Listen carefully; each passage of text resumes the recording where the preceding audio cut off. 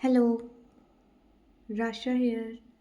मैंने आपको last video में एक्सचेंज ऑफ गैसेस पढ़ाया था और उसके क्वेश्चंस दिए थे मैंने आपको। आप इसके ना आंसर्स डिस्कस कर लेते हैं। Primary site of gas exchange मैंने यही बताया था कि ये इंपॉर्टेंट है और से क्वेश्चन बन सकता है एलविली। ठीक है, what factors are important in process of gas exchange. सबसे पहले होता है कंसंट्रेशन ग्रेडियंट और प्रेशर ग्रेडियंट, और सेकंड होता है सॉल्युबिलिटी ऑफ द गैसेस, और थर्ड है थिकनेस ऑफ मेम्ब्रेन। कंसंट्रेशन और प्रेशर ग्रेडियंट मैंने आपको बताया था कि इसमें हाई से लो जाता है, जब भी ऐसे करके या फिर लो से हाई कुछ भी होगा तो इसमें ग्रेडियंट बन जाता है। फिर सॉल्युबिलिटी ऑफ द मेम्ब्रेन और thickness of the membrane. Solubility मतलब जो CO2 जो होता है वो 20 से 25 टाइम्स ज़्यादा सॉल्युबल होता है O2 से, जिसकी वजह से वो जल्दी डिजॉल्व होगा, जल्दी डिफ्यूज़ करेगा, डिजॉल्व नहीं सॉरी डिफ्यूज़ करेगा। और फिर थर्ड है हमारा थिकनेस ऑफ द मेम्ब्रेन, जो जितनी पतली मेम्ब्रेन होगी उतनी जल्दी वहाँ से जो गैस है वो डिफ्यूज़ कर पाएगी। ठीक है, what is partial pressure. Partial pressure क्या होता है। सबसे पहले एक मिक्सचर ऑफ गैस है, जैसे एक है CO2 और एक है O2। अब ये मिक्सचर ऑफ गैसेज हैं। अब इसके अंदर एक गैस कितना प्रेशर कंट्रीब्यूट कर रही है उसको हम बोलते हैं pressure contributed bye a individual gas in a mixture of gas, उसको हम उसका पार्शियल प्रेशर बोलते हैं। जैसे कि PO2 का हम ऐसे लिखेंगे, PCO2 का ऐसे।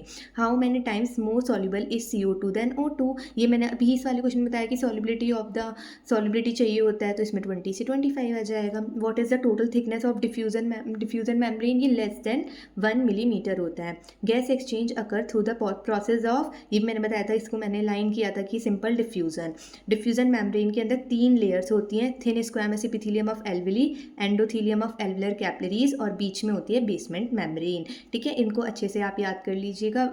ओके, आज हम इस वीडियो में पढ़ेंगे ट्रांसपोर्ट ऑफ O2।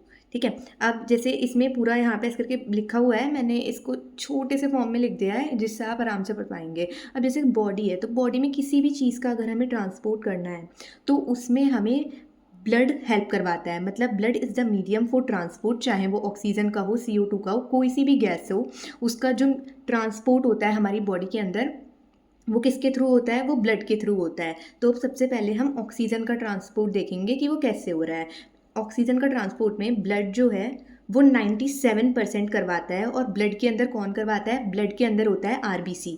ब्लड के अंदर RBC, और RBC के अंदर क्या होता है, हीमोग्लोबिन होता है, जो कि एक रेड कलर का आयरन कंटेनिंग पिगमेंट होता है, जो ट्रांसपोर्ट ऑफ O2 में 97% हेल्प करेगा। और फिर डिजॉल्व स्टेट थ्रू प्लाज्मा वो 3%। ठीक है, अब जैसे एक हीमोग्लोबिन है, तो हीमोग्लोबिन जो होता है वो 4O2 को लेता है और ऑक्सी हीमोग्लोबिन बनाता है। और ये कहाँ बनता है, ये एल्विली पर बनता है।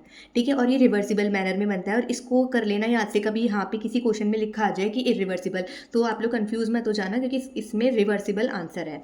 ठीक है, जैसे इसको कैसे याद कर सकते हैं कि एक हीमोग्लोबिन की, जैसे हमें एक कार दे रखी है, उसके अंदर कितने लोग बैठेंगे, 4, कि यहाँ पे एक ड्राइवर बैठ गया है, साइड में बैठ गया, और एक इनके पीछे पीछे बैठ गए हैं। ठीक है, तो 4O2 को लेता है। अब ये किस पे डिपेंड करता है, ये डिपेंड करता है उसके पार्शियल प्रेशर पे। अब पार्शियल प्रेशर किसका, पार्शियल प्रेशर ऑक्सीजन का, कार्बन डाइऑक्साइड का, और किस पे डिपेंड करता है, हाइड्रोजन की कंसंट्रेशन पे डिपेंड करता है, H+ की कंसंट्रेशन पे डिपेंड करता है, सॉरी, और क्या नाम है, टेम्परेचर पे। अब इससे क्वेश्चन आ सकता है कि H+ की जगह अगर मैं pH दे दिया तो हम गलत कर सकते हैं, तो इसको ध्यान रखिएगा। एक किसमें हमें ध्यान रखना है, एक H+ पे ध्यान रखना है, एक इसमें रिवर्सिबल पे ध्यान रखना है। और ये जो नंबर्स हैं, यहाँ पे लिखा है 97% किसके थ्रू होता है, कभी यहाँ पे लिख दिया कि 97% तो प्लाज्मा के थ्रू हो रहा है, तो वो गलत हो जाएगा।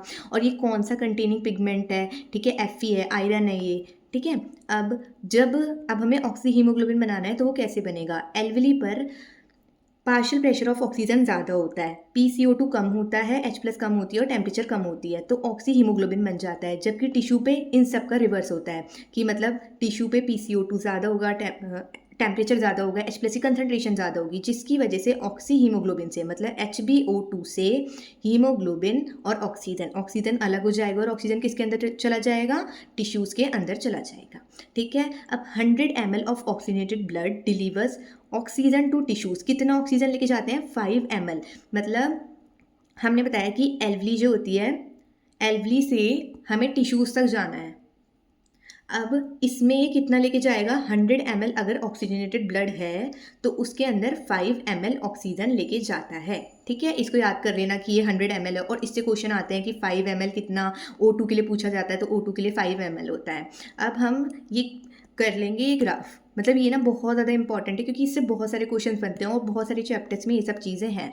हमने एक ग्राफ बनाया है जिसके अंदर हमने percentage saturation of haemoglobin with oxygen की, मतलब proportion of haemoglobin bound with oxygen की, कितना ऑक्सीजन और हीमोग्लोबिन एक साथ बाउंड है और वो किसके अगेंस्ट में है, पार्शियल प्रेशर ऑफ ऑक्सीजन। और ये कैसा कर्व है, सिग्मॉइड। अब इसमें आपको लिखा जाएगा कि कौन सा कर्व है, क्या नाम है, सिग्मॉइड कर्व दे रखा है, मतलब बहुत सारे कर्व के आप लोगों के नेम लिखे हुए आ जाएंगे और उसमें वो पूछ लेगा आपसे एमसीक्यू में। और इसका नाम क्या है, ऑक्सीजन डिसोसिएशन कर्व। क्वेश्चन ऐसे बन के आ जाएगा कि ऑक्सीजन डिसोसिएशन कर्व में कौन सा कर्व है, तो इसमें ऑप्शन दे देंगे, तो आपको याद रखना है कि सिग्मॉइड कर्व ही है। ठीक है, अब ये किसके लिए यूजफुल होता है, oxygen dissociation curve, useful for factor like partial pressure of carbon dioxide H+ की कंसंट्रेशन, मतलब इन लोगों की स्टडी के लिए ये ज़रूरी होता है। अब इसमें हम एनसीईआरटी से करते हैं। मैंने ये पहली लाइन ही बताई है कि blood is the medium of transport of O2 and CO2 की, अगर हमें किसी भी चीज़ का ट्रांसपोर्ट करवाना है अपनी बॉडी के अंदर तो क्या मीडियम है, ब्लड। ठीक है, पहला ये हो गया question. About 97% of O2 transported by RBC in the blood. तो O2 जो है वो हमारा ब्लड लेके जाता है। अब ब्लड के अंदर RBC कितना लेके जाता है, 97%। द रिमेनिंग 3% किसके थ्रू जाता है, वो जाता है थ्रू प्लाज्मा। अब ये CO2 का ना CO2 वाले में ही पढ़ लेंगे। ठीक है, कोई प्रॉब्लम, कि ब्लड की जो ट्रांसपोर्ट करता है वो कौन करता है, ब्लड। 97% हमारा कौन लेके जाता है, RBC, और 3% डिजॉल्व स्टेट में थ्रू प्लाज्मा। अब हीमोग्लोबिन मैंने बताया ना 97%, तो 97% RBC में, तो उसके अंदर हीमोग्लोबिन होता है, तो उसके बारे में बता रखा है। Haemoglobin is a red colour का आयरन कंटेनिंग पिगमेंट होता है जो कि प्रेजेंट होता है किसमें, RBC में। ऑक्सीजन बाइंड करता है with haemoglobin in a reversible manner, और ऑक्सी हीमोग्लोबिन बनाता है कि ऑक्सीजन और हीमोग्लोबिन बाइंड करेंगे और HbO2 बनाएंगे, मतलब ऑक्सी हीमोग्लोबिन बना देंगे। ठीक है, अब each haemoglobin molecule can carry a maximum of 4 molecules of O2। ठीक है, जैसे एक हीमोग्लोबिन है, जैसे हमारी कार हो गई हीमोग्लोबिन की, तो इसके अंदर 4 मॉलिक्यूल, एक यहाँ, एक यहाँ, एक इधर। ठीक है, अब partial pressure binding of oxygen with haemoglobin is primarily related to partial pressure of, किस पे डिपेंड करता है, partial pressure of O2, CO2, hydrogen ion की कंसंट्रेशन और टेम्परेचर पे। ये फैक्टर्स हैं जो कि इंटरफेयर करते हैं इसकी बाइंडिंग के साथ। ये फैक्टर्स याद कर लेना कि 4 फैक्टर हैं, partial pressure of O2, CO2, H+ और टेम्परेचर की कंसंट्रेशन। अब sigmoid curve is obtain when percentage saturation of haemoglobin of O2 is plotted against the PO2, partial pressure of O2। जब हम एक ग्राफ बनाते हैं हीमोग्लोबिन का ऑक्सीजन के साथ और उसमें हम अगेंस्ट में क्या लेते हैं, पार्शियल प्रेशर ऑफ ऑक्सीजन लेते हैं, तो हमें कैसा कर्व मिलता है, सिग्मॉइड कर्व मिलता है, और इसका नाम क्या था हमारा, oxygen dissociation curve.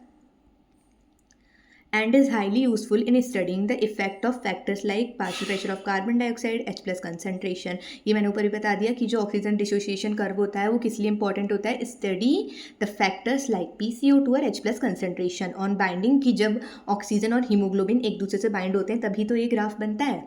In the एल्विली, मैंने बताया एल्विली पर क्या होता है, हाई PO2 होता है, लो PCO2 होता है, लेसर H+ होता है और लोअर टेम्परेचर होता है। अब लेसर H+ है, H+ अगर कम है तो वहाँ पर pH ज़्यादा होगा, क्योंकि H+ इनवर्सली प्रोपोर्शनल होता है किसके, pH के।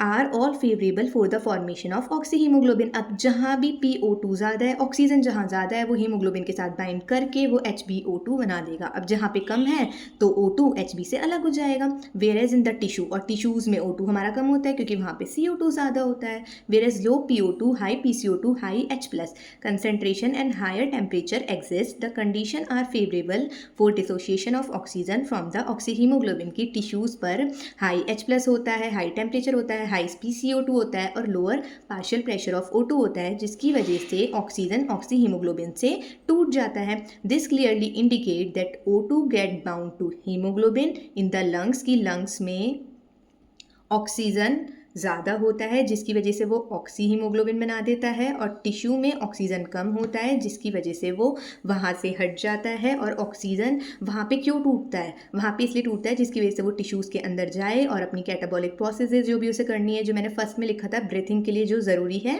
वो करे, जिससे हम एक्टिविटीज़ कर सकते हैं। अब every 100 ml of oxygenated blood can deliver around कितना 5 ml of oxygen to tissues under normal physiological condition की, मतलब एल्वली से टिश्यूज़ तक कितना ब्लड जाता है, ऑक्सीजनेटेड ब्लड के अंदर कितना ऑक्सीजन जाता है। 100 ml अगर ऑक्सीजनेटेड ब्लड जा रहा है तो उसके अंदर 5 ml क्या जाएगा, 5 ml जाएगा ऑक्सीजन। ठीक है, इसमें अगर कोई भी प्रॉब्लम हुई हो तो मुझे बता देना, मैं आप उस लाइन को शुरू से क्लियर कर दूंगी। अब इसके आप लोग क्वेश्चन के स्क्रीनशॉट ले लो और मुझे इंस्टा पर इन सब के आंसर्स लिख के सेंड करना। ठीक है, ठीक है, हो गया? Okay, bye, see you in the next video.